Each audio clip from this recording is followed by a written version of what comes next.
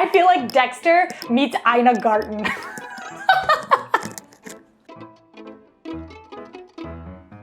It's not every day that I come across a food that really surprises me, but there I was editing a video where people took us grocery shopping around the world, and somebody from Finland submitted this. The least favorite one, that's with blood. It says it's blood for pig. Pancakes made from blood? That's different. These pancakes are common all around northern Lapland, so I called my friend Bjorn and asked if he could help film a story. Bjorn, I've got a story for you. Hi, I'm Björn. I'm a documentary filmmaker that travels the world making stories. That here in Sweden we actually have a dish called bloody pudding.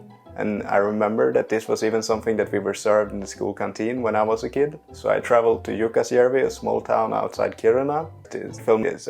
So we're gonna do two things. We are first going to go to Sweden to learn from the source all about these blood pancakes, and then I'm gonna make them and try them.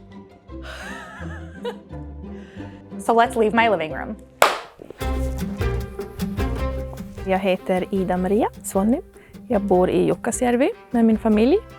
Men vi bor även på andra platser också eftersom vi är renskötare. The Sami people are an indigenous community living in the region of Sampi, which includes northern parts of Norway, Sweden, Finland, and Russia. Like Ida Maria and her family, about 10% of Sami people work as semi-nomadic reindeer herders, which means they travel to follow their reindeer as they migrate. Vi ska göra blodplättar. Det är ju en plätta eller en pannkaka som har blod istället för vatten eller mjölk. Och det blir en annan sorts smak, men den är väldigt god och nyttig. Maträtten kallas blodplättar, på samiska varraletta. Och man lägger då ägg och mjöl och salt. Och det blir en ganska kraftig smak. Vi använder alltid blod från renen eftersom när vi slaktar en ren så tar vi tillvara på allt som vi kan göra någonting av. Och blodet är väldigt nyttigt, det innehåller mycket järn. Så därför tar jag blodet från renen. Vi äter blodplättar till vardags. Det kan vara så att man äter mer blodplättar när man är gravid för då behöver man mer järn.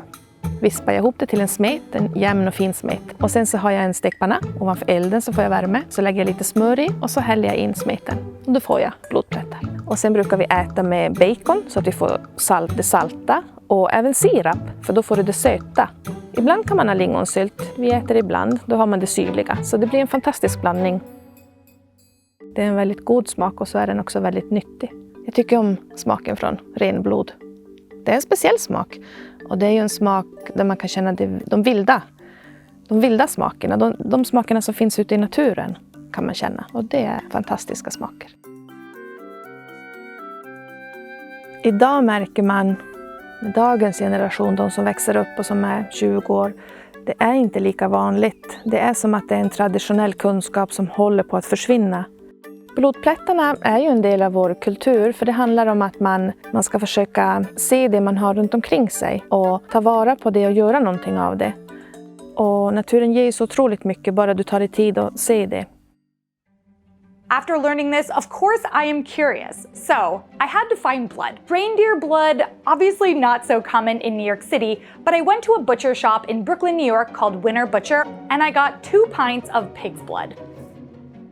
So we're gonna strain this because, oh God. Okay, it looks like a murder scene in here. Ultimately, this is a simple recipe. It's just the blood, flour, eggs, salt, and a bit of butter. Everything just gets mixed up together and cooked on a stove. It looks like raspberry jam. Since I'm in New York City, I'm cooking it on my pan on my stove as I do not have access to a campfire. We'll just have to make do.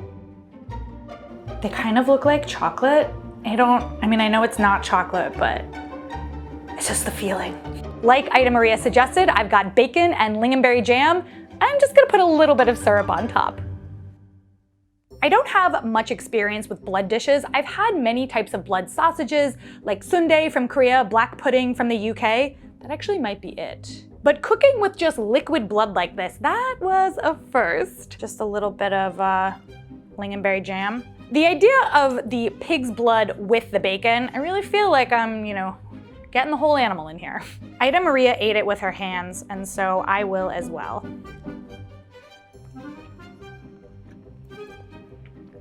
I'm not gonna lie, If you didn't tell me there was blood in this, I would have thought that the texture is off.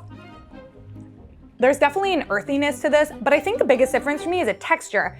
I know this might be weird, but it kind of reminds me of a stingray body. There's kind of a rubberiness to this. Can you see that?